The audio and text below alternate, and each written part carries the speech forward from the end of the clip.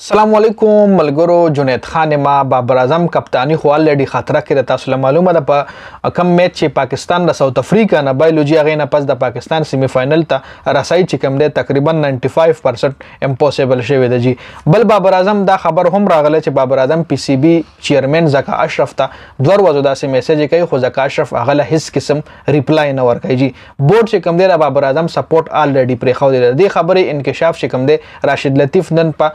لایو شو کې کړه و چې بابر اعظم ته هیڅ قسم ریسپانس د پی سی بی د طرف نه ملاويږي او پرون پی سی بی پاکستان کرکټ بورډ یو پریس ریلیز هم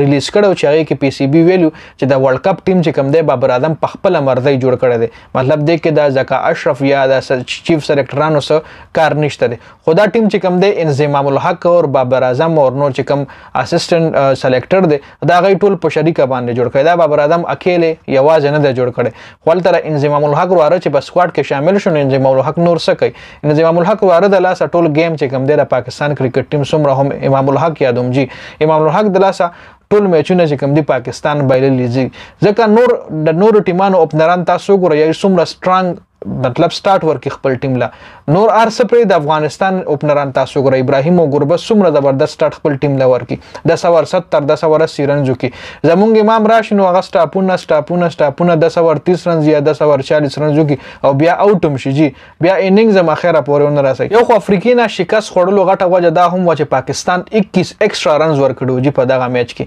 یو دغه غټه وجه او بل غټه وجه دا چې پاکستان نه 20 بالونه چې کم دي سپیر پاتې شو. زمونږ ټیلنډر کلاډیان چې کوم دي زمونږ بالران د لیادم دای چې بیټینګ تروز دی ماډرن کرکټ کوي هټینګ کوي چکی چوکي وخی او زمونږ اوپنران چې کوم دی سنگل کوي. په کار خدا و چې د ډریسینګ روم نه میسج ورغلو چې سم ما کوي بالونه صرف پزان وخی وکټ نه منی کوي وکټ مور کوي دا بالونه پوره وخی یو 10-15 رنز خو بیکس راغلی په دغه 20 بالونه باندې کنه چې دای دا بالونه پوره والو دی کې ود درې وایډ هم کې د خامخه یو چې 4 رنز هم ایکسترا راغلی نو زیات نو 4 رنز باندې دا میچ پرون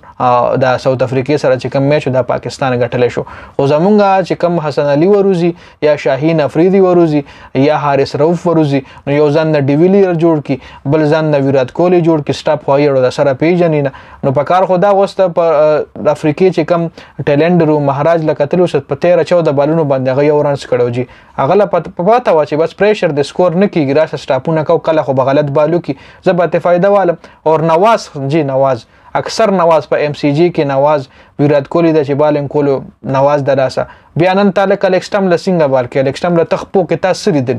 یو وسیم جونیئر راشي لیکسټم کې تاسو لیدلی سي دي یار بل اٹیکینګ گیم تاسو په وکټ کړه نه دي ټولو شارټ پیچي ګډ لین باندې بالینګ کړه یا کر پکړو شا کوشش نه کړه نه حارث رؤف نه وسیم جونیئر نه شاهین افریدی دایته ایج وښکو لکه په یا کر کوشش یو کس لکه پرفیکټ یا کر تاسو کې سوکم نشي کوله تاسو ډیډ اور سپیشلیست تاسو نه خو بیا زمان خان مول کینولې. بل بابر اعظم غلط ډیسیژن خو یو دا چې لکه ته فخر زمان په سکواډ کې ولې نه ورچې